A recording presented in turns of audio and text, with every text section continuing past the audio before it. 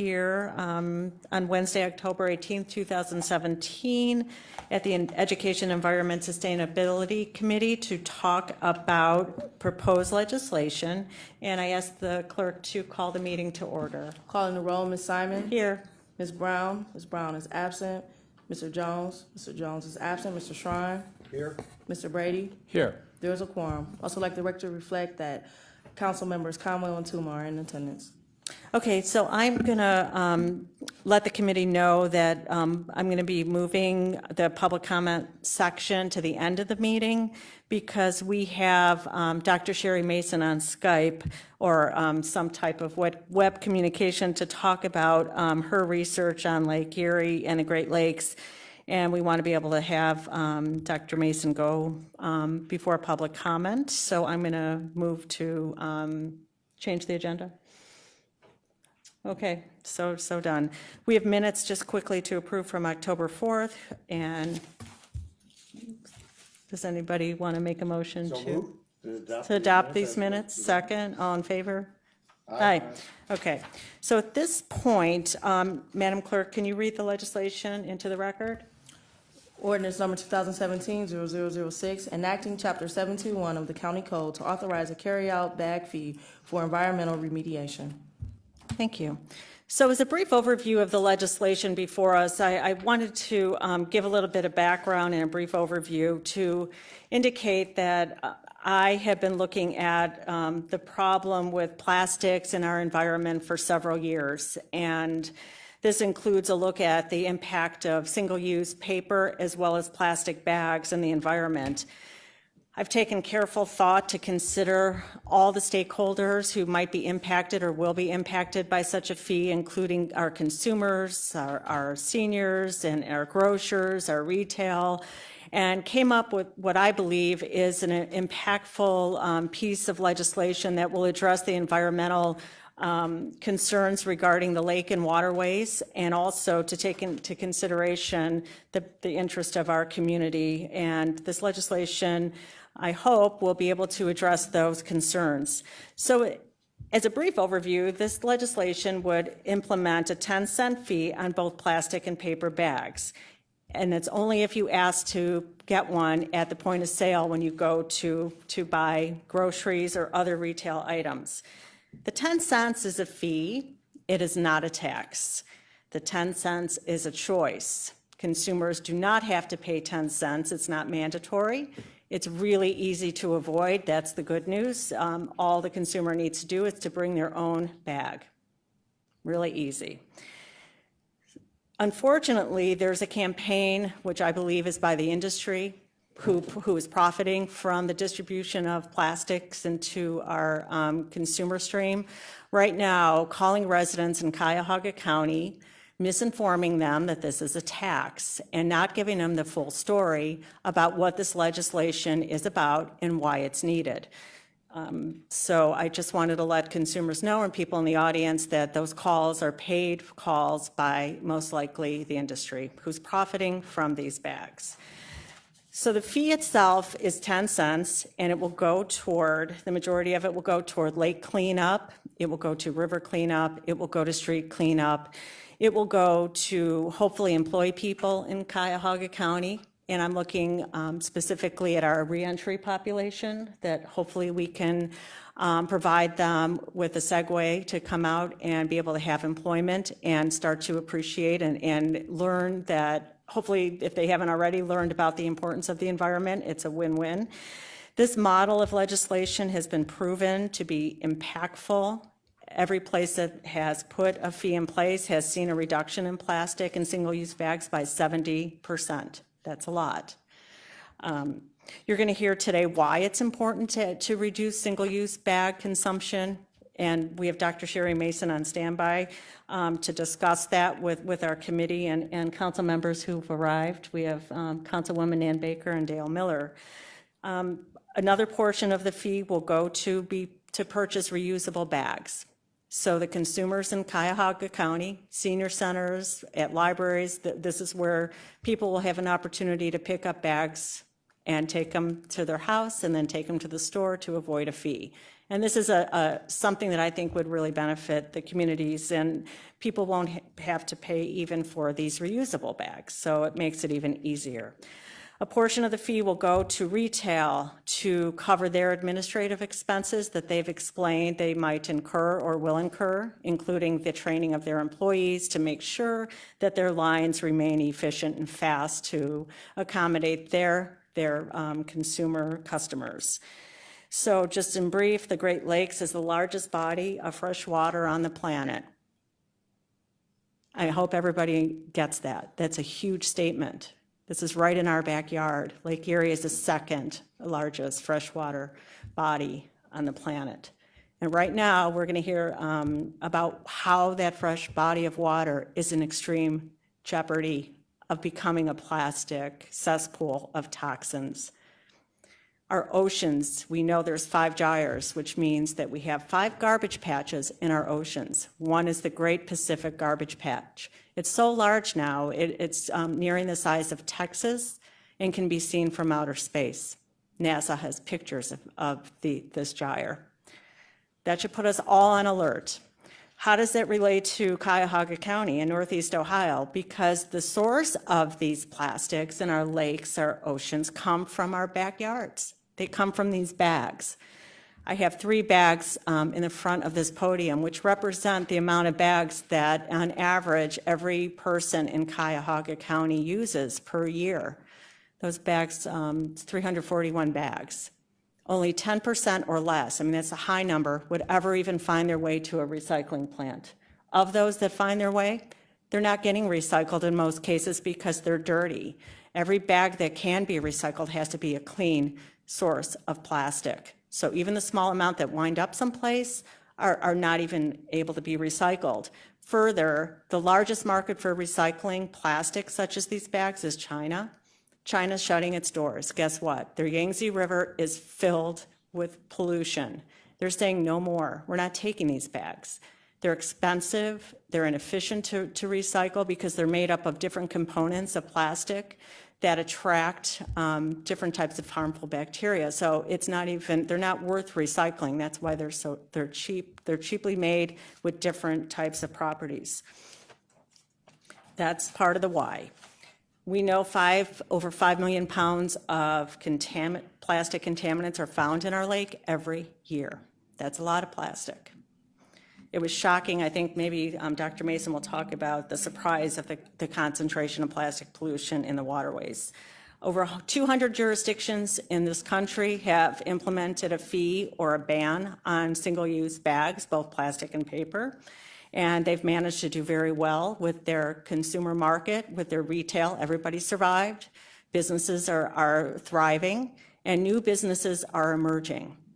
This is transitional time where we're going to emerge into a new type of manufacturing of reusable bags versus these plastic contaminated bags. So with that being said, I want to start off with Dr. Mason's, she did a TED Talk. She couldn't be here today. She's a professor at Fredonia SUNY University in New York. But she's here to answer questions after her TED Talk, which is about 14 minutes. And I'd like to play that because it really gets into the why and firsthand research on Lake Erie. So IT, if we could start with the TED Talk.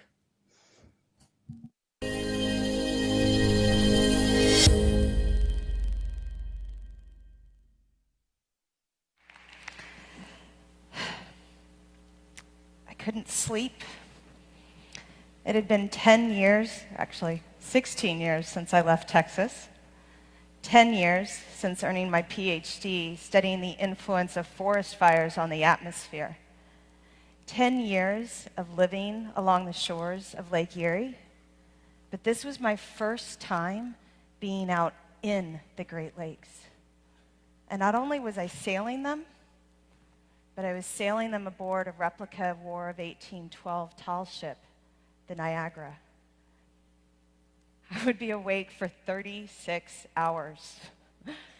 And possibly because of the delirium associated with being awake for so long, I had a question that kept coming into my mind like the waves striking the wooden hull of the boat. I kept thinking about everything that I had seen, heard, and read about plastic pollution in the oceans, the most infamous collection of which is the Great Pacific Garbage Patch. What does the middle of this garbage patch look like? Water. It just looks like water. And yet out of here, we can pull all of this. I kept wondering what we would see, what we would find in the Great Lakes. I didn't realize it at this point in time, but this is one of those moments in your life where you change directions. Gone was the woman from Texas who studied forest fires in Montana. And instead, I was embarking upon a new career as a plastic pollution researcher. My hope here, talking with you today, is that I can get you to reevaluate your relationship with plastic. So what exactly is plastic? The main component of plastic is a polymer. These are modeled off of naturally occurring polymers, things like our hair, our skin, our very DNA, but they're synthetic. They're made from fossil fuels. A polymer is kind of like a train, how it's composed of these individual cars that are linked together to make the bigger train. A polymer is made of individual monomers. Like, for example, here I'm showing polyethylene is composed of these ethylene monomers that we link together through the polymerization process to make our polymer. But plastic isn't just the polymer. It's actually a mixture. So mixed in with the polymer, we have things like plasticizers that allow it to be molded, UV stabilizers to protect it from the sunlight, colorants so that we can have plastic in every color of the rainbow, flame retardants so they don't spontaneously combust when we use them. So that's a big concern. And other additives that also aid in its moldability. And I've used this word moldable twice because it's actually one of the features of plastic that make it so attractive from an industrial standpoint. You can make anything from a baby doll to buttons to a bottle of water, all from the same material. And that makes it really unique when it comes to material science. It's also lightweight, so transporting it is quite easy. And it's durable, so it won't break down along the way. Somewhat ironically, these same properties that make it so attractive from an industrial standpoint are of concern when it comes to the environment. It's lightweight, so it can be carried to every facet of our planet, and you find it everywhere. It's durable. It's durable because, in fact, it doesn't undergo the same process of decomposition that most natural materials do. It doesn't biodegrade. That is, that there are very few organisms that can use it as a food source, and so it doesn't get turned back into soil the way natural materials would. Instead, it undergoes a process called photodegradation. So as sunlight makes it more brittle and cars drive over it and the action of wind and water act on it, it'll break into smaller and smaller pieces. But the polymers, those polymers that we were talking about earlier, very little is happening in terms of them with regard to their chemistry.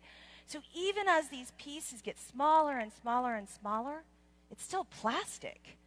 It still isn't going away.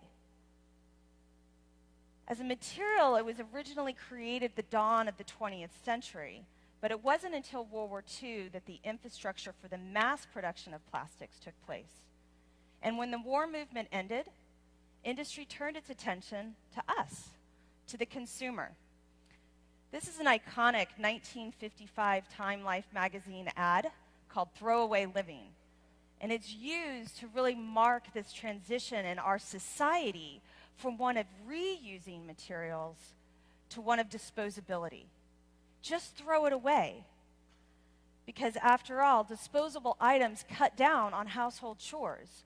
Why wash that cup when you can just throw it out when you're done with it? Right? Yeah. But remember, this is a material that doesn't go away. Even when you throw it out, it's still there. But as a result of this transition and this marketing, you see the exponential increase in plastics production after World War II. To the point in 2014, when the most recent numbers are out, we were producing over 300 million tons of this material that doesn't go away. It's all still here. All of it. Somewhere. Where is it? Sadly, increasingly, we're finding it in our water. As an area of scientific research, this really started in the world's oceans. But in 2004, a United Nations report came out that 80% of what we find in the world's oceans is coming from land. So that proverbial plastic bag you see blowing in the wind, well, it makes its way into a river, which flows to a lake, and all bodies of water flow into the ocean.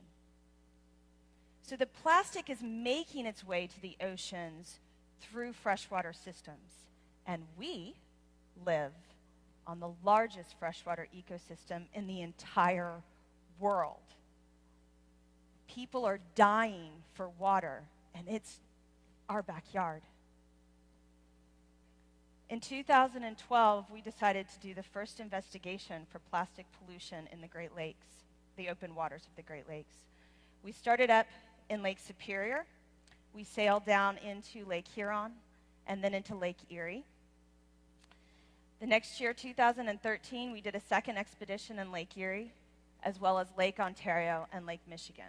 So between the 2 years, I've sailed and swam in, and also have data on plastic pollution within all 5 of the Great Lakes.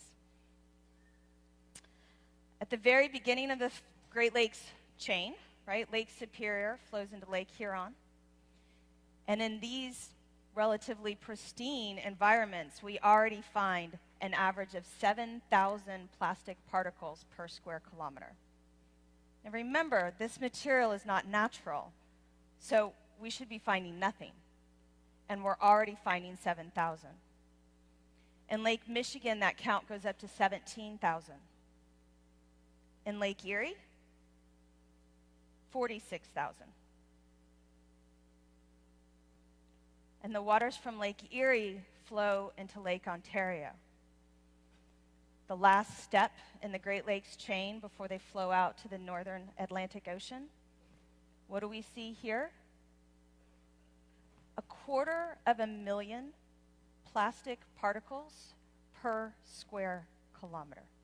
230,000 plastic particles per square kilometer. This rivals the abundance that we find in the most polluted parts of the world's oceans. And this is our backyard. This is our water, the water that we are the caretakers of. But it wasn't just the sheer numbers that really shocked us. It was also the size. 75% of the plastics that we find in the Great Lakes are less than 1 millimeter in diameter.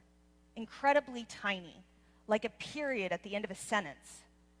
They're so small that when you go out to the lake, which hopefully you will after hearing today's talk, and you look at the water, you're going to think, I don't see any plastic.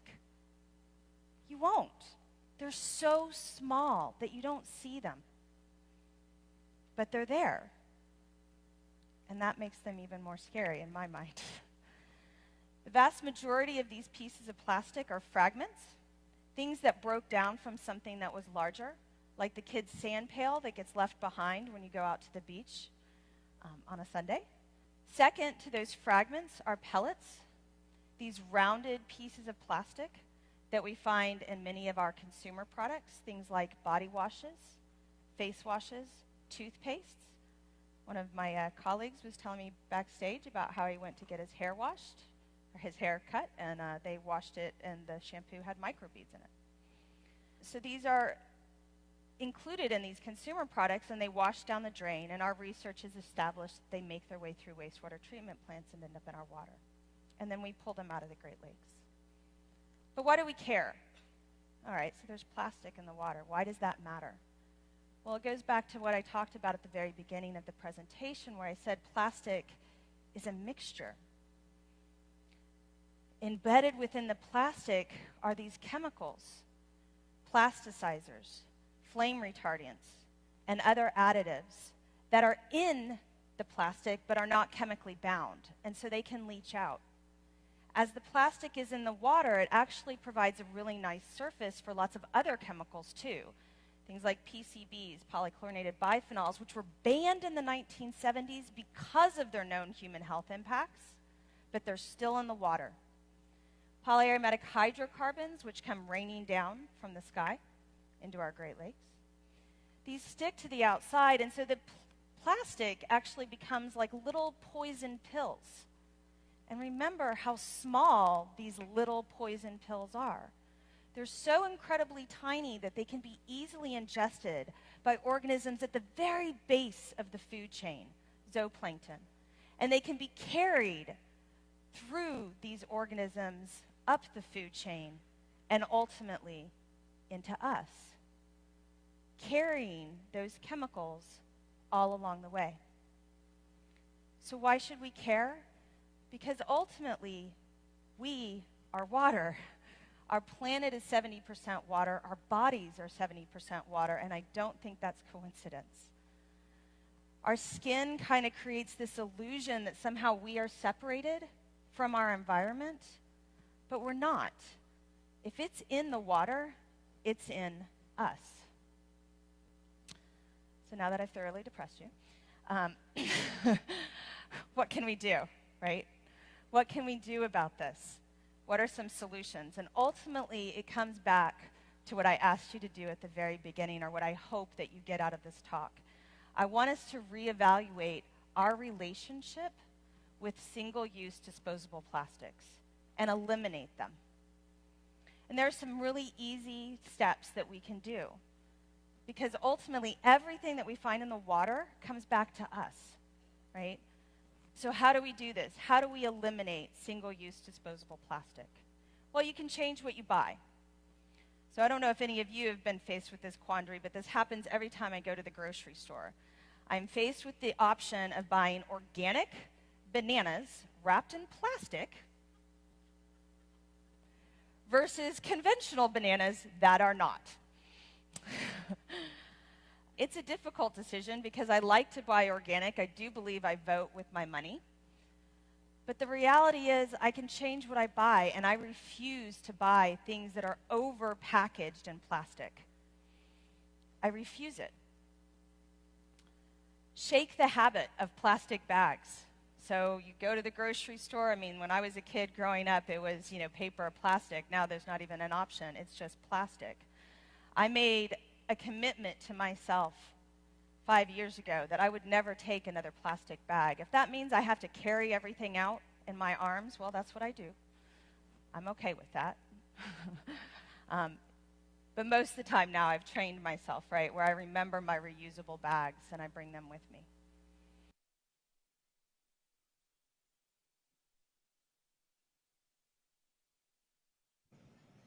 Okay, we're stopping there just because of the timing, and we have Dr. Mason live here to thank you for that TED Talk, Dr. Mason. Can you hear me? I can hear you. I just unmuted myself. Sorry, it took a minute. Great, thanks. So we're here at our council meeting committee, and we just listened to the TED Talk and the legislation you've heard introduced, what it involves. And I wanted at this point, first of all, Doctor, do you have any comments to make since your TED Talk? And then I'm going to open it up to questions for the committee and non-committee council members who are here.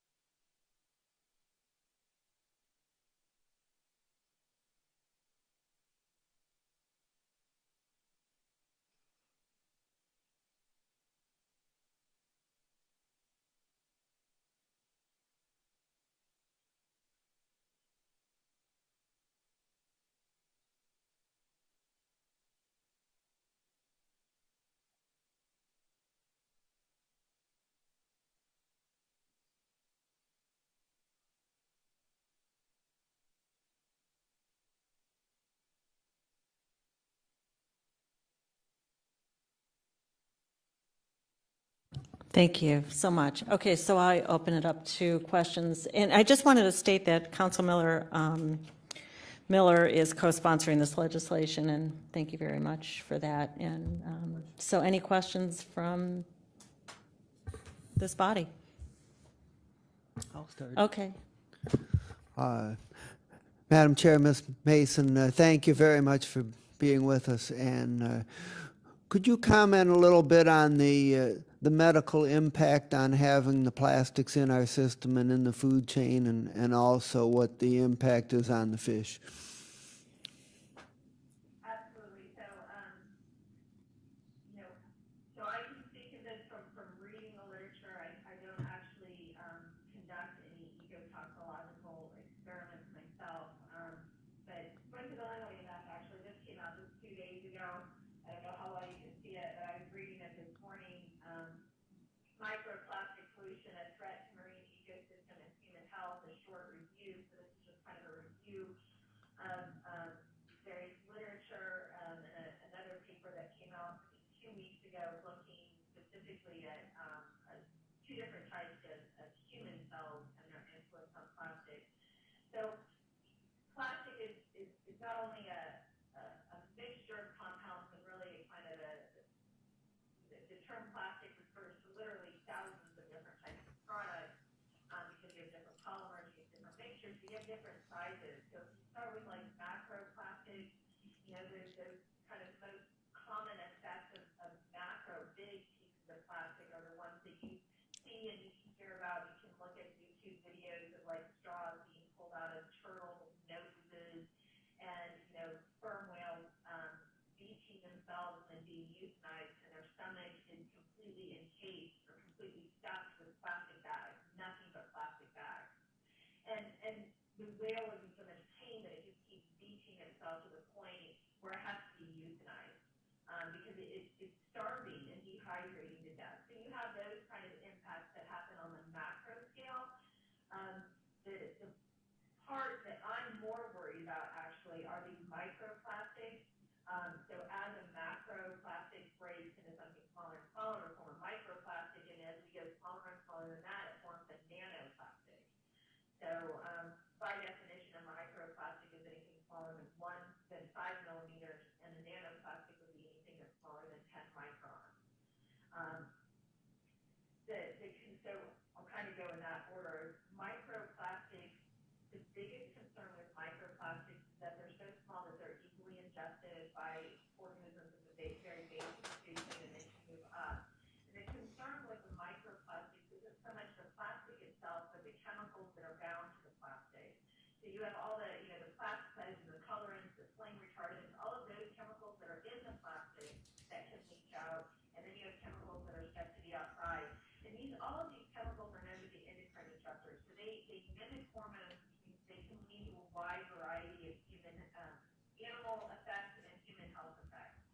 So, you know, for animals, it can cause a reduction in reproduction. It can affect their metabolic activity. It can affect their feeding ability.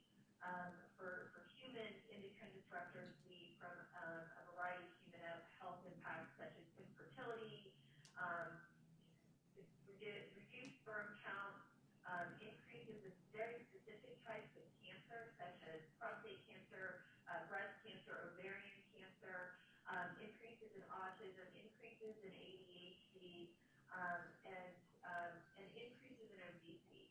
And I know that sounds like an unbelievably huge array of impacts, and you think, how can that possibly be? But if you think, I mean, if you realize that hormones are the chemical messengers of the body, so they transmit information from one place to another, and when you mess with those, it can, and when you mess with them, and to what degree, and what chemical, that's how you can end up with this wide variety of health impacts. And these are all well established. Like, we know that male sperm counts are decreased by 20%, and they have been.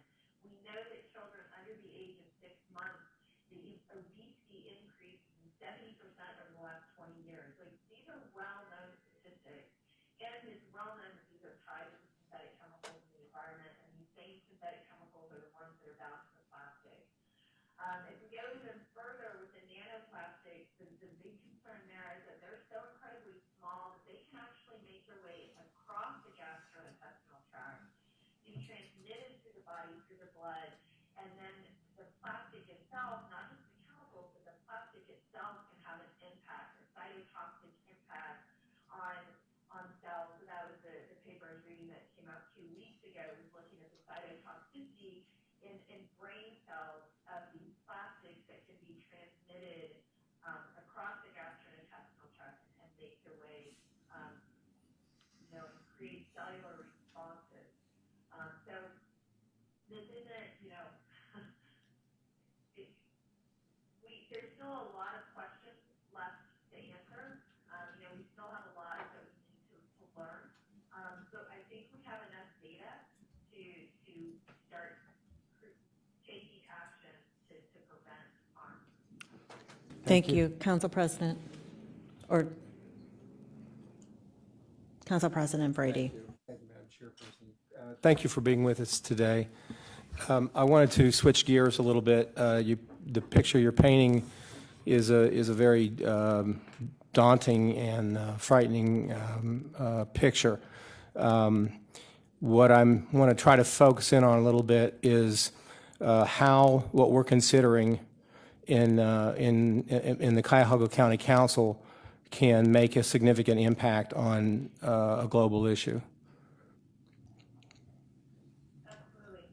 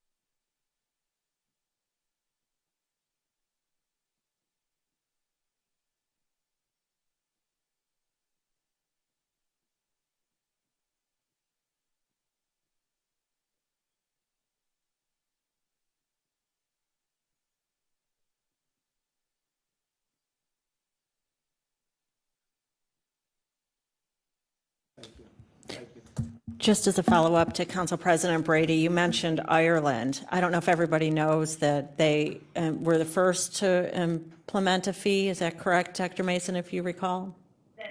And was that effective in the reduction of the consumption of the bags?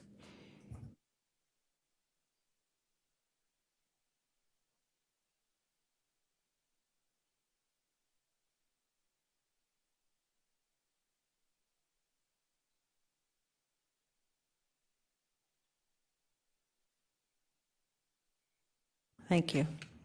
Other questions? Sure. Okay. Councilman Schron. Thank you, Doctor, for being here today. What percentage of those nanoparticles that you were talking about actually comes from the plastic bag? Back to Mr. Council President Brady's query. Yeah, that's, I mean, I understand that question, I totally do. And to be, I'm just gonna be completely honest with you, this is the holy grail of plastic pollution researchers. You know, we know how plastics are used in the marketplace, and we find plastics in the environment, but knowing those connections is impossible really to kind of tease out. It's something that we all want to do, but it's extremely difficult. When you're finding a particle that's less than 1 millimeter in size, I mean, imagine, you know, picking up a grain of sand, you know, or a grain of salt. And if you pick up a grain of salt, how are you going to figure out where that came from? And would you even be able, on looking under a microscope, to know if that was salt or sand, you know, without doing a chemical analysis on it? These particles are so incredibly small that being able to figure out the source of the particles is exceedingly difficult. So you can't say this particle came from this bag. I think, to be honest, that this is one of the reasons why the microbeads became such a prominent topic, because that was the first and then like the only example that we've had where we've been able to take a particle that we found in an environment and tie it directly back to a product. You know, it was the first time that we were able to do that, and we had, you know, scientific evidence showing that these things were connected, right? And as a result, then we were able to ban the microbeads, you know, completely ban it in the United States at least, and they're moving towards that in Canada and other countries as well. You know, so that made that connection much more easy, right? But what we do know is the vast majority of plastics are used as single-use items. Over 50% of the market are single-use disposable plastic items. And if that's going to be the dominant use of it, that's going to be the dominant source of it in the environment. I mean, there's just no way to separate, to say, but somehow when we find plastic bags blowing in the wind and we see them stuck to trees and we find them in the open water as a bag because we have pulled flags out of the water, you know, there's no way to say that somehow that can happen and they're not the particles that we're finding as these microplastics and these nanoplastics, right? I mean, they're obviously connected, and the vast majority of the plastics that are made, used, marketed in, you know, in our world are single-use disposable plastics. So that's really where we want, if we want to reduce the plastics that we find in the external environment, we have to start with those single-use plastics, right? And that's not just plastic bags, there's also bottles and straws, you know, there's lots of things. And by all means, if y'all want to put fees on all of them, I will support that, you know, but the plastic bag is an iconic thing. And it's something that is very easy to go without. We had society before we had plastic bags. We can ban plastic bags and still have society. California banned them completely. They didn't even put a fee on them. They banned them. Hawaii has banned them. Lots of communities throughout the United States, you know, I totally support what you're doing, but it's not unique. You know, lots of communities have done this. Brownsville, Texas. You know, lots of communities have done this, and they still have society. People still manage to get their groceries from the store to their house. They still manage to get clothes from the store to their house without having a plastic bag. You know, and these are all places that have either done fees or complete bans. I totally support the fee. especially because the season can be used in your community to do really good things. All we're doing here with something like this is taking this externalized cost and we're making it real.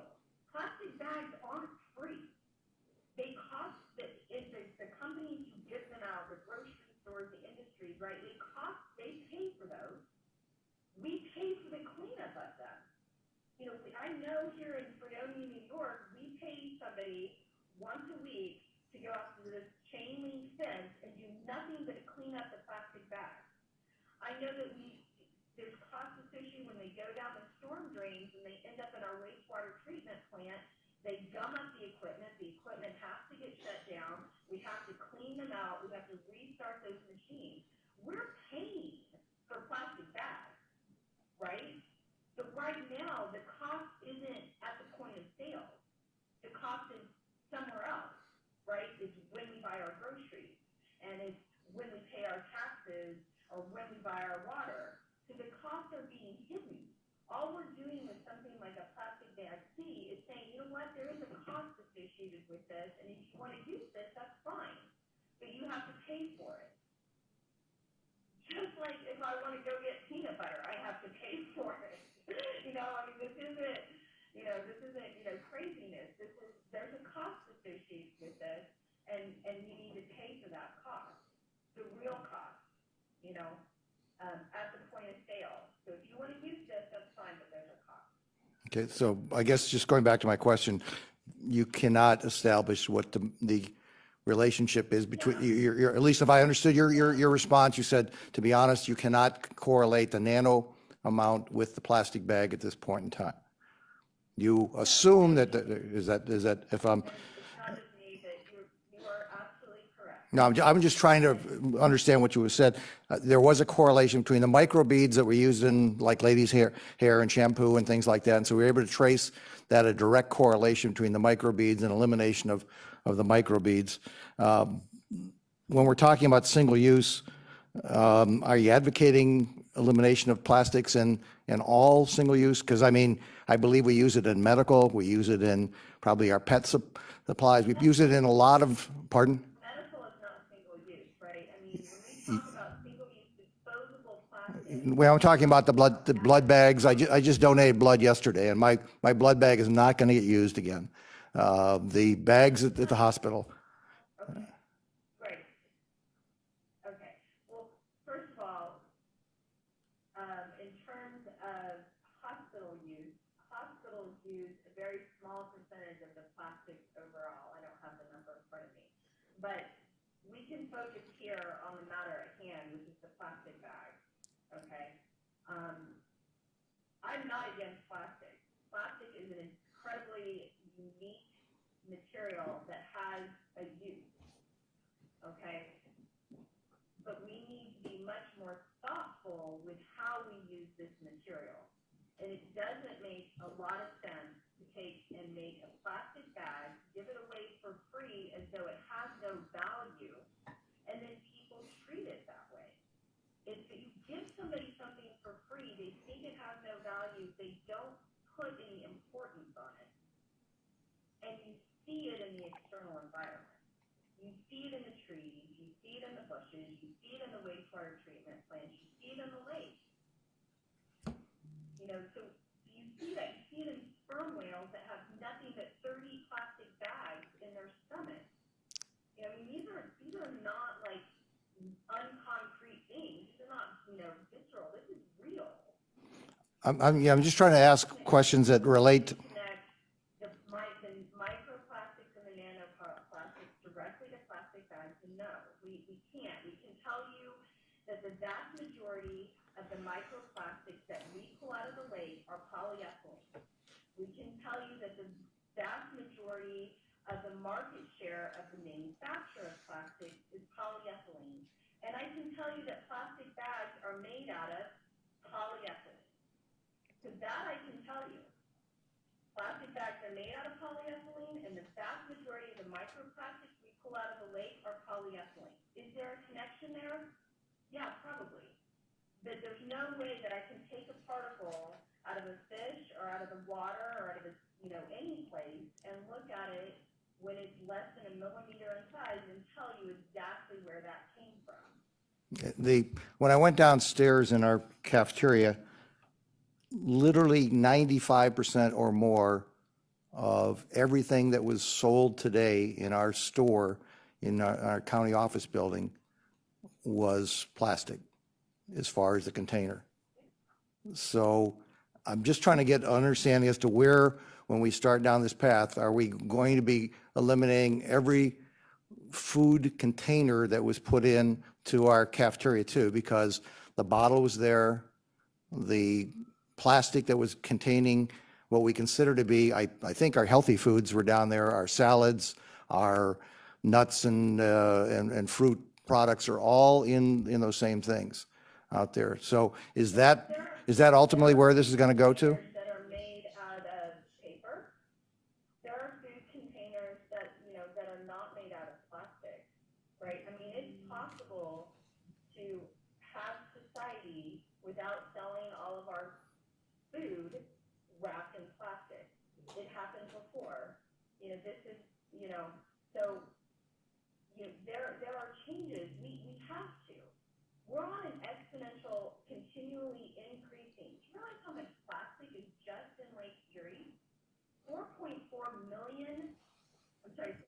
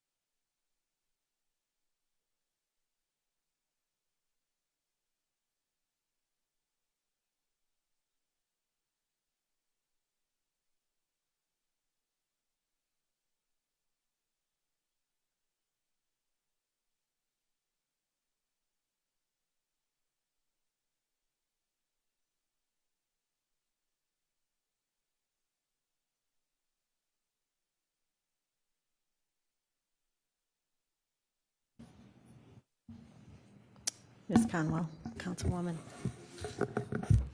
Through the chair to the doctor, and you stated earlier in Ireland it has about 90% reduction of plastics. I wanted to know, is that just with the bags, the plastic bags, or is that a combination of all the plastics?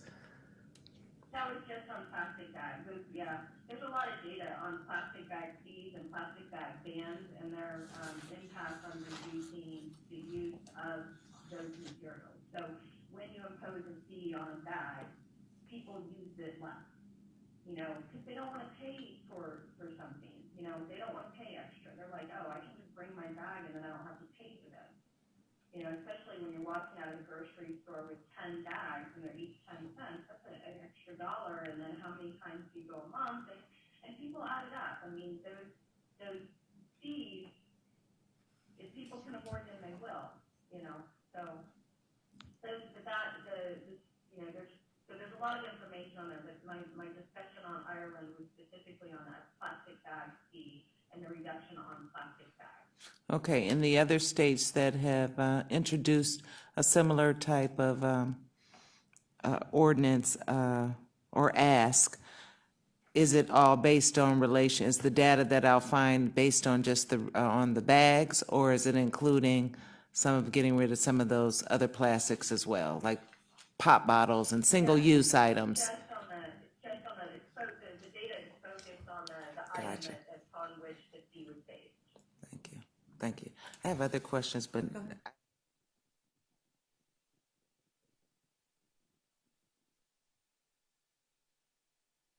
Okay, Councilwoman Baker.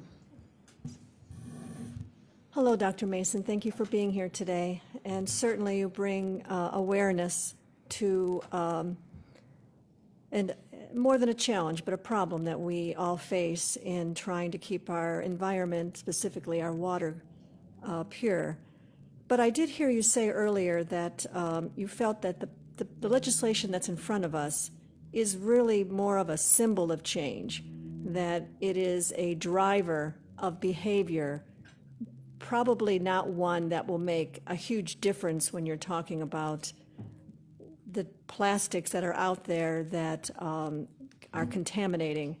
And I would look around here just at our own work area where I have a plastic cup and a plastic bottle and a plastic hand cleaner and a plastic highlighter, and then go all the way down and see the bottles of Coke and bottles of water and screens on our computers and even where we plug in our equipment. I mean, it's everywhere. And even the chairs that are here in this room, that may not be one use and thrown away, but plastic is a big part of our life. And I guess when we're talking about this legislation, are we really talking about, we're one county, Cuyahoga County, we're asking our residents to pay 10 cents more to raise the awareness that this is something that we should be mindful of. And if I can add to that too, saying that I think there is a cost to the bags. You can go to some places where you have to bring your own bag or box, or they offer boxes for you to carry your things out, versus going to a traditional, perhaps more of a grocery, where I think you're paying for that bag and the item that you're purchasing, because that item might be just a little bit higher because you are paying for the bag to put it in.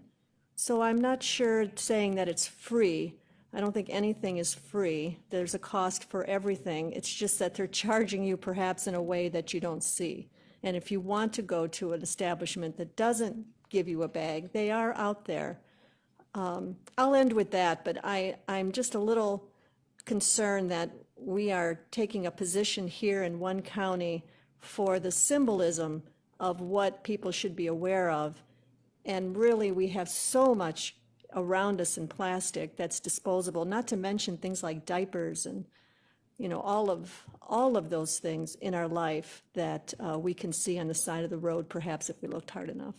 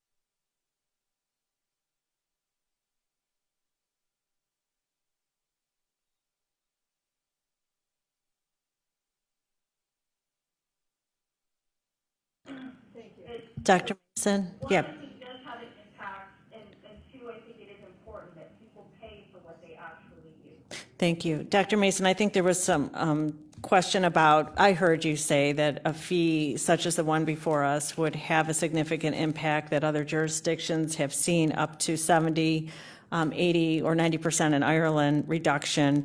And would such a reduction in Cuyahoga County make a difference in our ocean and our lake? Well, my calculation, if we're using 300 each person, 335 bags a year, we're looking at 31, up to 319 million disposable bags annually in Cuyahoga County. So if we reduce that number, let's say cut it in half, would that have a significant impact on the lake and the ocean? If we were able to reduce our disposable bag use, let's say by 200 million bags per year, do you think that matters? Yeah, I mean, each bag is gonna.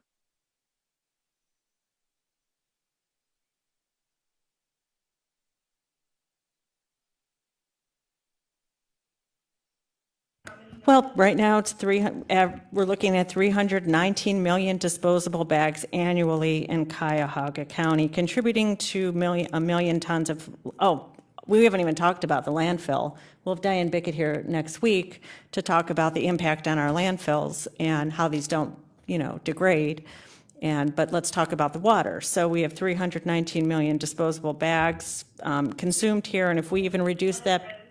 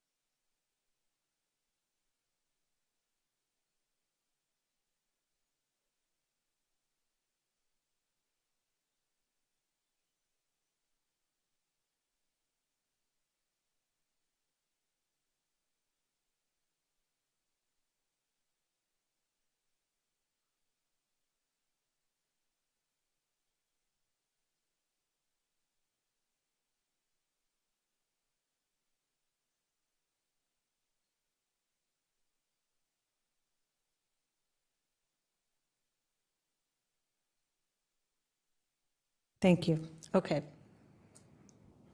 Councilman Schron. Thank you, Madam Chairman. Just to walk through a few things on regards to the concept here.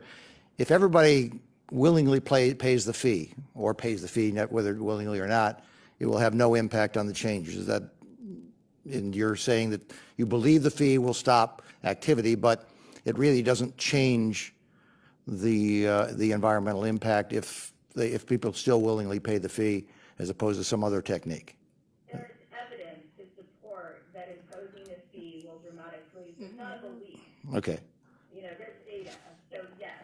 And, But if, you're correct, if people choose to pay the fee and there's absolutely no reduction, which would be go completely contrary to every single bit of evidence that have been, you know, that is out there, that if that were to happen, you're right, the plastic bags would still be out there and would still be having an impact, except now you have money to pay people to help clean it up.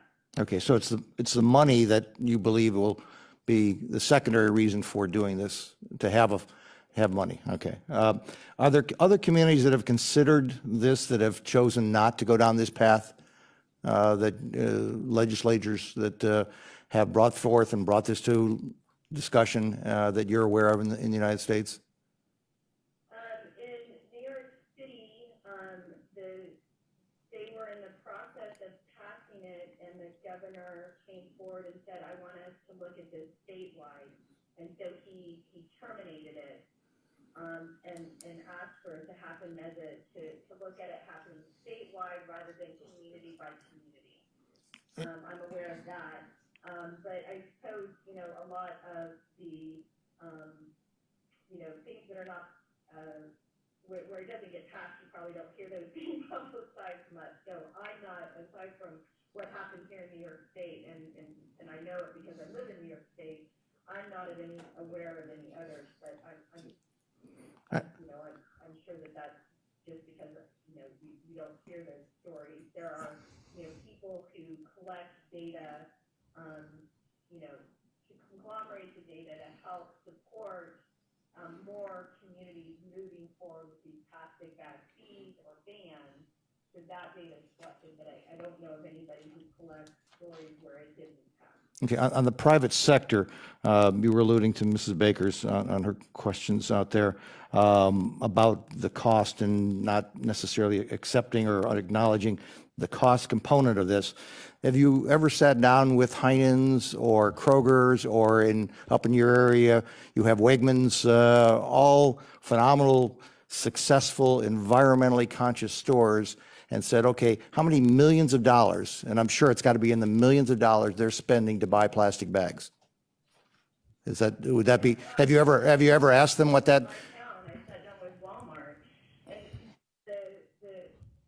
the manager of the Walmart here in Fredonia was totally supporting putting a fee because, you know, he doesn't want to have to pay for them. Okay, I'm trying to find out, have you identified how many millions of dollars they spend on plastic bags right now? I just want to say that Dr. Mason's job isn't to go, that's not why, she's a researcher, and her job isn't to go to grocery stores. This, you know, I can tell you that I've met with grocery stores, and one of our local grocers indicated how much they do have to spend, and they don't want to. And all I'm just trying to ask is, have you ever seen, Dr. Mason, where the marketplace has been allowed to actually fix this as opposed to putting a fee or a tax on an item of this nature? And just suggesting that, hey, if you're going to save millions of dollars, they can transfer that by giving that benefit to their consumers and say, you're going to pay 10 cents for this. And some stores, by the way, do that. Actually, so all IKEA, right?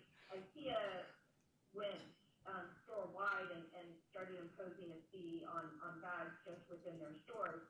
The biggest difficulty, right, is that if you have one store in one community who imposes the fee and the rest of the stores don't, then people will just move.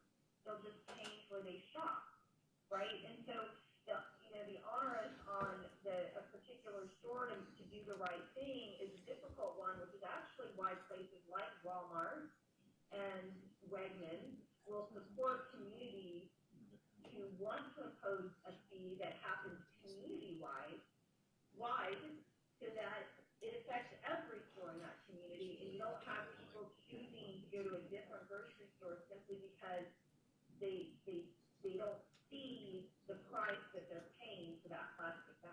So the concern would be potentially based on following on your comment that people will go shop in Lake County, Geauga County, Ashtabula County, maybe not Ashtabula County, but Summit County, Lorain County, which all are contiguous directly, and somebody could very easily shop at their grocery store that's right across the county line, which is not imposing this fee.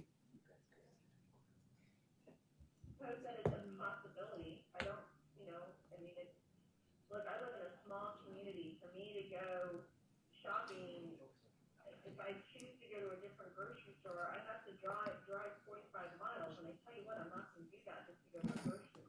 Well, I'm very familiar with Fredonia. I have a house up there, so I'm very familiar with where you are. Thank you. Okay, thanks so much. Sure. Just a quick question to clarify, based on this legislation. You said pretty broadly that 40% is packaging. So based on this legislation, of that 40%, how much are plastic bags, reusable? You may have said it, I just didn't catch it. I don't know exactly, I was looking to that, as we were kind of going into this, and I don't know that I have, a market sector analysis that goes down to that kind of level. So I'm not really sure. If I may continue, this, The plastic bags are a significant portion, but I don't know, specifically, the one that I had in front of me didn't go down to that level of detail. I guess, Chair, my concern is that we are going down to that level in this legislation, and it would be good to know that if we're talking about 40% is packaging, of that 40% here in Cuyahoga County, what does that contribute to the traditional plastic bag that someone may be using when they go to the grocery store? I think that would be important to know. Ms. Baker, I indicated that in Cuyahoga County, we're using over 319 million disposable single-use plastic bags. That number is what we're looking at. So I'm not sure what other number you want to know when we're looking at the legislation, and what we're addressing is our community's use of bags, single-use plastic, almost 320 million bags a year, 5 million pounds of plastic wind up in our lake. And I think this is a significant number, 319 million single-use plastic bags used on average for 12 minutes and then dumped either into our waterways or they wind up in landfills. And next week, we'll talk about the landfill implication, because these plastics take 500 to 1,000 years to degrade. I understand. And so I guess your question to Dr. Mason really isn't addressing this specific legislation, because I gave you the numbers. Dr. Mason, unless you have a different take on that. No, I was trying to see if I was looking at a different market analysis to see, if I could get anything. But, even all of these market analyses are gonna be much bigger than Cuyahoga County. So even if you could say, worldwide, how much of it is plastic, or how much of it is plastic bags, it doesn't tell you how much in Cuyahoga County is plastic bags, right? Right. So I think your number is probably, the better thing to focus on, to think about what that really means. I mean, 300 million plastic bags just in Cuyahoga County, that's huge. Huge. And we have our display, Dr., you can't see it, but we have on the floor of this council chamber an average use of per person of almost 335 plastic bags. This is my plastic bag man. He's my demonstration of how many.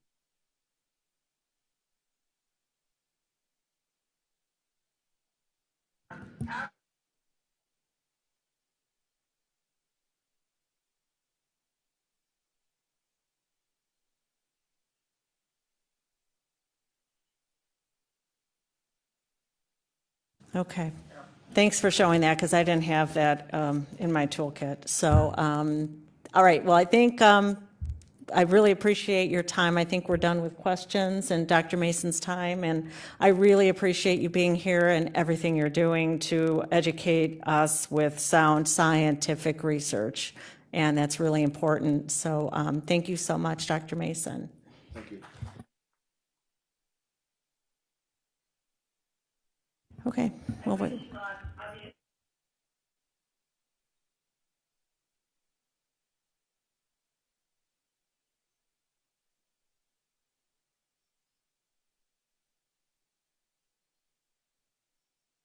Okay, thanks.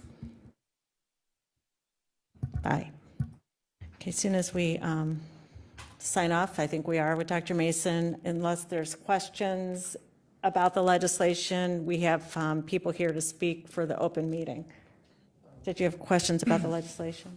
Yes, this has stirred up a lot of things in Cuyahoga County, so everywhere I go, on my email, my phone, I got a few phone calls today, and wherever I go, people want to talk about what they understand is a tax. And so I learned a little bit something today that you're looking at as a fee. So I just want to share some of those questions that I didn't really have the answer to. And I said, they weren't my questions, but I would gladly bring them forward. Okay, so what guarantee does the public have that the dollars that we're collecting, the fees, will go to clean the lake? That's one. Okay, so because we, as Cuyahoga County Council, are setting up through the administration an environmental remediation fund where we will oversee how the money's spent. Second question, what does the residents do that have to carry their bags daily? And I think that was more in terms of individuals that are currently living without a home, so, or they go to the store back and forth. So we have the shelters and we have individuals that are going back and forth daily to the stores, and so they don't, really, they're limited on what they could do in terms of reusable bags or their belongings. So I think that was the. Assuming that the people in the shelter are on public assistance in any form are exempt to begin with, so they can continue, if they so choose, to use these small plastic bags. But I think when we're going to provide these reusable bags, which are going to be sturdier and larger and available at senior centers, at county locations where to pick up your EBT cards. We'll have them at the shelters. We'll have these bags available to people who need them, and they're actually better than these plastic bags. So they'll have them with handles, and they'll be sturdy, and they're not going to rip as readily. Third question, what about the other counties they were concerned about, since we are, lake area is connected to the other Great Lakes, and they have access, so, and the doctor shared that with us, that the bags can travel down and go into other parts. So are they going to participate in the cleanup? The person's thought process was that if we're going to put this money back in, is it really going to help our lake when we have other bags coming from? Well, I think we're going to hear from, I hope Derek Schaefer is still here. What I'm learning through this process myself, I thought I knew a lot about this, and I really didn't know a lot about it, and I'm having some sleepless nights myself after getting into the weeds. But the people who are volunteering to clean our rivers and lakefronts it's a never-ending cleanup. So when you say, is this money going to make a difference on our lake and our creeks and our river? You'll hear from the people who are doing it, absolutely, that it doesn't end. They're sifting out plastic, getting rid of these bags, and a lot of them are volunteers. And the benefit of this, I always wanted at least a component where somebody can work and give people jobs, and that's why I'm looking at reentry to help them transition out and get some, instead of these volunteers that cannot keep up. So this will put people to work. It's not high-end, VP jobs, but it's jobs, and it's a never-ending job, and this will be a huge piece of that. And one question that came off of one of your answers, the administration is going to set up the fund. Will that be specifically for the lakes? It cannot go back into our general fund for other uses. Good question, and thank you so much, which is part of the definition of a fee, why it's a fee and not a tax. A fee has to be connected. There has to be a nexus between the reason which the fee is imposed, and is it connected to, for how we use the money. In this case, it's a direct, clear link of how we're going to use the money, and it has to go toward the lake cleanup and rivers and trash on the streets. It starts right here, 9th and Prospect. starts in our backyards. Thanks. Okay, so, Mr. Tuma. Thank you, Councilwoman. Just a question with respect to the grocers or the retailers themselves. Are there any safeguards in place for residents who are purchasing plastic bags so that they're not gouged by the retailers, double bagging, putting each item in a bag so that more money is garnered for the store itself? Is there anything in place in the legislation protecting consumers? The piece that I think is important is that the training of the employees at retail are going to be trained to ask consumers if they want, how many bags they want, because they have to pay. And we can't legislate that, but I'm partnering with them to, they're going to have to ask people how many bags they want and that there's a fee. So it's inherent in the transaction.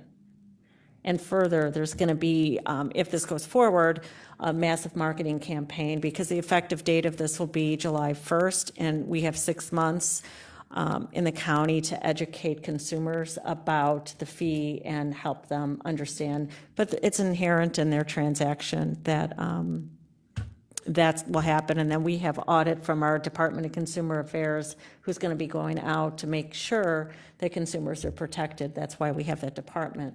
So we'll be partnering with them. Appreciate that. Thank you. I knew this would be a longer meeting, but I do want to have a chance to hear from our people here to speak at the open meeting. So I'm skipping miscellaneous business, except we'll be here next week on Wednesday at 3 to hear from Diane Bickett to talk about the recycling and the landfill aspect and how these bags impact both of those. So is there a list, Madam Clerk, of people who wish to speak? Yes, Madam Chair. Okay. First is Mike Foley.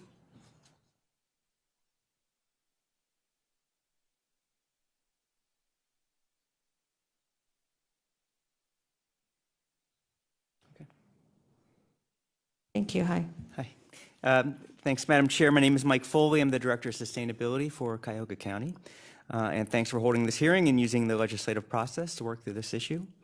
I am speaking in favor of this legislation because pollution caused by the manufacture of single-use plastic and paper bags is an extremely serious problem, made more urgent by our being situated on Lake Erie. We just heard a great exposition of that. Plastic bags are a major source of pollution and a waste of resources. Each year, enough petroleum is used in the manufacture of plastics to power 1 million vehicles for a year. According to a study by Rochester Institute of Technology, Lake Erie, though, is the second, even though it's the second smallest Great Lake, is also the second in terms of plastic pollution. Each year receives about 5.5 million pounds of plastic pollution. Plastic bags especially break down into microplastics, which are smaller than a grain of rice. We just heard about that. These are absorbed by fish and microorganisms finding their way into the food chain. Greater Cleveland is a major contributor to this problem. Because of lake currents, most plastic pollution finds its way to Lake Erie's southern shore, where we live. Paper bags are also problematic. Their manufacture produces twice as much air and water pollution and uses 4 times more raw materials than plastic. Paper in landfills take decades to biodegrade thanks to the absence of air and oxygen, and paper bags are very difficult to reuse. A 10-cent fee combined with efforts to distribute reusable totes to the poor and seniors would encourage people to recycle, reuse, and help ameliorate these serious environmental problems. 60% of the money raised would go back to groups involved in lake and river cleanup. We support that. We think that's important. A form letter was sent to members of County Council over the last couple of weeks, making the argument that this legislation will burden seniors and the poor and that will constitute a regressive tax. As you know, and if you just talked about, anyone with an EBT card or Golden Buckeye card will be exempt from the fee, and businesses smaller than 7,000 square feet would be exempted. There's also discussion about that the fees do not contribute to actual reduction, and we just heard from the professor that that's not true. In fact, we did some research. The city of Chicago did a 7-cent fee, and there's a 40% reduction in plastic use bags in just the first month. And there's examples about this throughout the country. Also in the email is talking about that renewable bags, reusable bags are more carbon intensive, that they produce more greenhouse gases. That's true if you're only using that bag once. But the idea with these bags is that you're going to use them consistently. So it takes at least three uses, and you're more than net carbon neutral, I guess, or to the positive. I would argue that failure to deal with pollution constitutes a regressive tax on future generations. And I think the people of Cuyahoga County agree with me. My staff, David Nader, has been out consistently over the last 2 weeks and has really talked to a lot of people. We can give you poll results, but he's talked to 487 people. 2/3 of them support the idea of a plastic bag fee. Okay, thanks. Next. Next is Kent Whitley.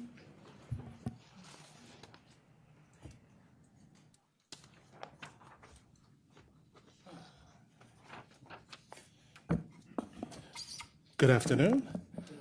Chairman Simon, ladies and gentlemen, thank you for having us. My name is Kent Whitley. I'm the Environmental and Justice Chair for the NAACP Cleveland chapter. I've prepared a written statement here, what we feel about this issue.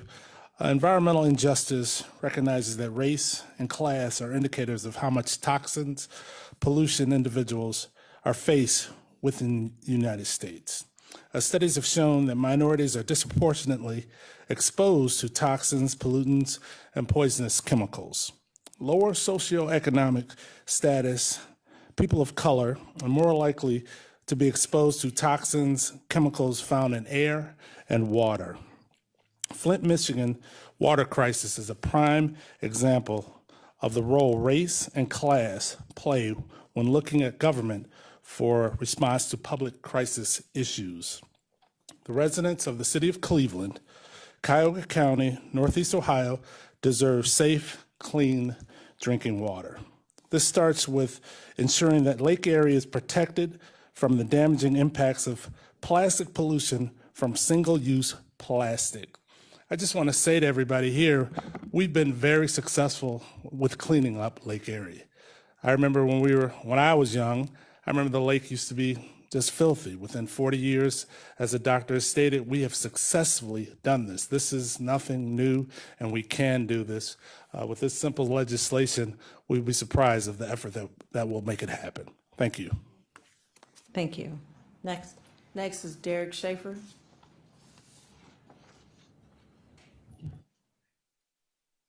Afternoon. Thank you for hearing me. My name is Derek Schaefer. I'm a resident and consumer of Cuyahoga County, and I do applaud this council for taking this issue on, as there is a lot to be said about it and a lot to remain to be discussed. Throughout my personal and professional life, I get involved in a lot of land and water conservation initiatives. And yes, plastic and our relationship to it is very interesting. It is very sad when you hear volunteers that see bags and trees, call them urban leaves. They are not urban leaves. I get involved in a lot of cleanup events where cleaning up plastics is the majority of our job, and that comes from shopping centers. And it's not the plastic bags' fault that they're there, or the industry's fault that they're there. It's our usability of them and our commonplace usability of them. We take it for granted, and whether we pay for it on the front end or the back end, it's one of the best things I thought the doctor said was our relationship to plastic, and we need to change that. And plastic bags is something that we could change very easily. And, I live on the fringe of the county, and I'm not going to spend $2 extra to drive to Lorain County to avoid a 10-cent fee on a plastic bag. I would rather shop within Cuyahoga County and enjoy the clean water. And I would hope that Cuyahoga County could take that watershed approach that we have since we're hitting on the 50-year anniversary of the last time the Cuyahoga River caught on fire. And we're a sterling example of riverfront revitalization, lake recovery, river recovery, stream and wetland recovery. And I would hope this county could be that sterling example that, actually catalyzes the rest of the lakefront communities. Because yes, pollution, it's a watershed approach. The upstream problem or upstream issue is our downstream problem. So if we can catalyze and be the impetus to that effort, where a simple 10-cent fee on reusable or plastic bags and paper bags can be implemented, it is something that will change people's behavior. I do have faith that that would change it. And I know the argument is that you get a plastic bag and we do reuse it for pet waste or a small garbage can, but that does mean we need to pay for it. And we need to pay for its disposal. We need to pay for its cleanup. We need to pay for its landfill usage. There are so many ways that this plastic bag comes into our lives, and our relationship to plastic can change, and it can start on this small of scale. And Cuyahoga County can be that sterling example for the Lake Erie coastal communities and the state of Ohio to follow. And that's all I have to say, but thank you. Next is Jane Goodman.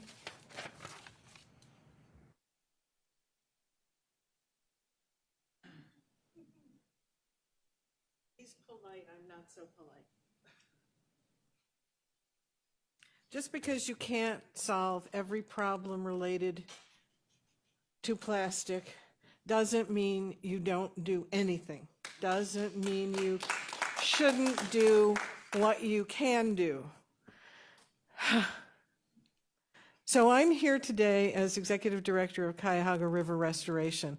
We have been cleaning this stuff out of our streams forever, since the plastic bag was invented. The stuff that caught on fire 50 years ago, that was floating on the Cuyahoga River, was petroleum products. That's what these are. If we can get some of that out of the system, it really does make a difference. I have a responsibility, and my organization has a responsibility to meet cleanup levels set by the federal government as part of our treaty, boundary treaty with Canada, to get fish health and fish numbers up to a certain level. When they start looking at the chemicals and the plastics that are in fish tissue now, we're going to have another level that we have to meet. We are never going to delist the Cuyahoga River. And then nobody gets to ask me, Jane, when are we going to delist the Cuyahoga River? Because that's what everybody wants to know. This would help us move forward, at least in reducing the stress on the fish that we're trying to recover. Why shouldn't Cuyahoga County be first? Why wait till somebody else? I sit on city council, I hear it all the time. Well, we don't want to be first. Who else has done this? Who has done this before us? Who cares?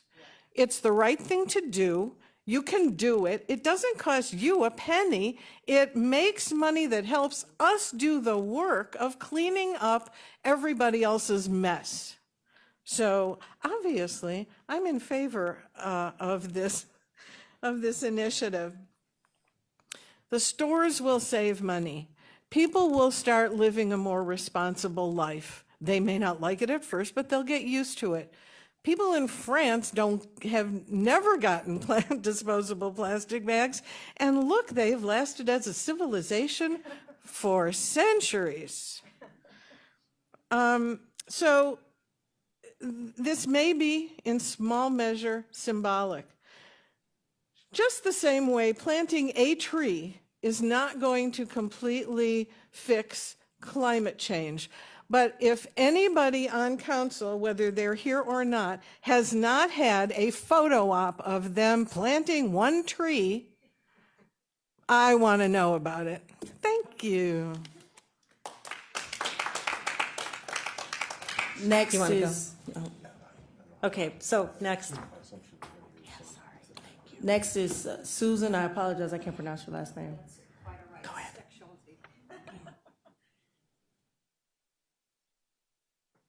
Hi, thank you so much for allowing us to speak today. And I particularly thank Sonny Simon and Dale Miller for orchestrating this beginning. First of all, I have to say it's disappointing that there's not a full house here on the council. And number two, I think those of you who've seen it and those that have not should have to really truly go back and watch it again. I had the pleasure of meeting Dr. Mason before. I've heard her speak before. She was a youngster when she started this project, basically. in the Great Lakes. And she was so stunned by the size of those little things. It just blew her away by the smaller they are, the more dangerous. And that's why when Jack Schron asked, can we measure? No, we cannot, because they keep, as she said, they get smaller and smaller.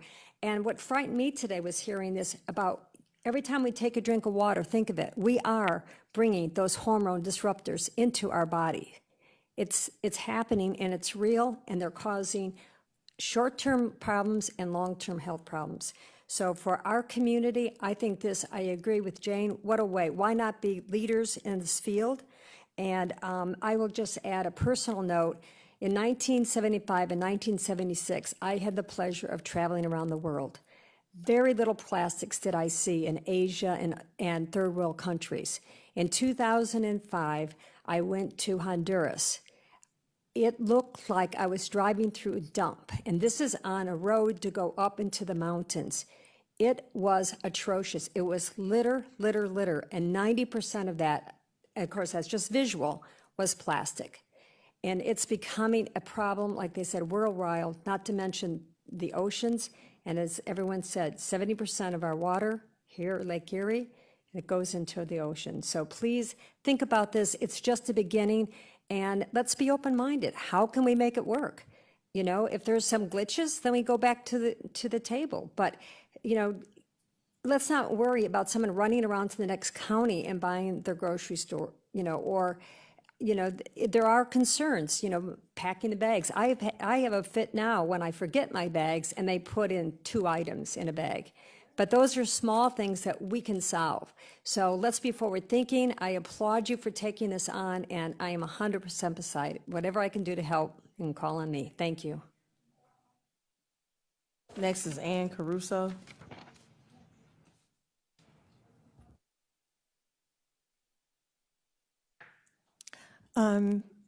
I live in Cuyahoga County in Cleveland Heights, and I am the fracking committee chairperson for Northeast Ohio Sierra Club. I am here to be in favor of this legislation.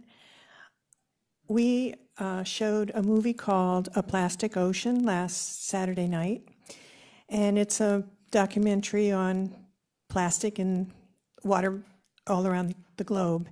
They actually mentioned the tremendous amount of plastic bags in the southern part of Lake Erie. So this was a movie that highlighted, different places around the globe where there's a tremendous problem with plastic and water, and they highlighted Lake Erie. I think that's significant. I also want to say I'm a little surprised that there seems to be a reluctance to talk about this legislation and its effect on climate change, because climate change is real. The hurricanes that we just had a couple of months ago, Hurricane Maria had winds of 175 miles per hour. It was a Category 5, not 4, Category 5 hurricane. And the scientists have told us that the storms are going to get more powerful as the planet warms. And the trajectory that we're on now, scientists say that we have a 90% chance of hitting that 2 degrees that's going to bring us to catastrophic climate change. We have a 90% chance of hitting that by the end of this century. So if you have a child or a grandchild who's 10 or younger, there's a 90% chance that that child's going to be trying to live on a planet that's going to be hostile to human habitation. So if there's a connection between reducing the use of fossil fuels, thus reducing the demand for fossil fuels, thus not, reducing the mining of fossil fuels, then I think that's not something we should shy away from. But it is a comment that I'm making, that this is a step in the right direction. It's good for reducing the terrible pollution in our water. We're all drinking, according to this movie that we saw, we're all drinking little pieces of plastic right now, all of us. And we don't want to increase that. And that's really good reason to pass this legislation. But it also is a step in the right direction to take us off of that trajectory of reaching that 2 degrees that will bring us to catastrophic climate change. Thanks, Sam. So how many more speakers do we have? 2 more. 2 more? Okay, and I apologize that the committee, I'm missing 3, I think 2 to 3 committee members who are not here to learn about the importance of this. And you all came down to state your opinion on this, and they're not here to hear it. That's too bad. So I'm sorry you had to come down to hear from my co-sponsor. At least Councilwoman Baker has stayed and came, who's not even a member of this committee. So thank you so much. But 2 more speakers, and I guess it'd be really important to come back again to our full council meeting then, so people at least can hear your opinion, who are going to be voting on this, who are not here to hear, and you took time out of your day. 2 more people, let's go. Thank you. Next is Susan Reese.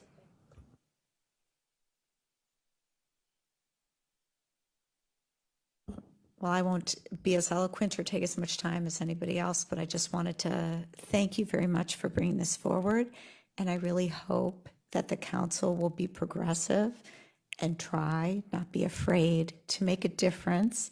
And as other people have said, if this doesn't work, you can always address it in the future. But I hope that you will be a leader for other counties in the state. And I agree that people are not going to be driving just so that they're not going to spend 10 cents on a bag.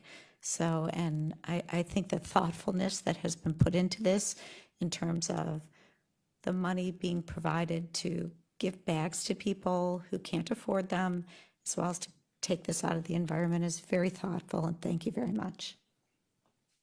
Next is Nina McClellan.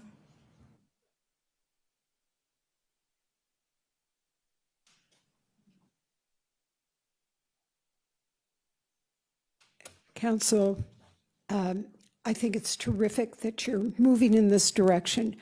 I have 5 grandchildren, and I am really terrified about what the world is going to be like for them in the future. So whatever we can do, we should be doing as much as possible. I expect that there might be some pushback, and council will be concerned about that. I'm so glad you're talking about public education as part of this plan. I could envision that part of that might be having posters in grocery stores that explain why this is so important. I think it's so important that we educate people about it. I'm also concerned, and you mentioned it, Sonny, about pushback from the industry.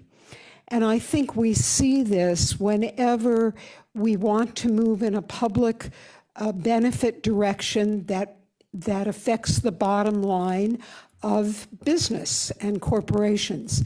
And so that's a concern. And I would just put in, I live in Shaker Heights. Shaker Heights, along with many communities, including Cleveland, has passed resolutions and initiatives to push back against corporations having so much power by contributing to political campaigns and be treated as human beings. So I just think it's important for the county council and all our public officials to keep that in mind and support a constitutional amendment to move to amend the Constitution to reduce corporate power that has prevented public interest legislation. Thank you. That was the last person. Does anybody else want, I think the Health Department or Board of Health is here. Do you want to wait to come speak to the full council on a Tuesday at 5, since we only have 2 people here? Cuyahoga County Board of Health? Yes? I'll come back on Tuesday. Okay. Okay, so I'm going to thank my colleagues for coming and staying, and the people who've come down here. to speak, and I appreciate it. And we're going to adjourn till next Wednesday for committee, but Tuesday for open public comment. 5 o'clock on Tuesday.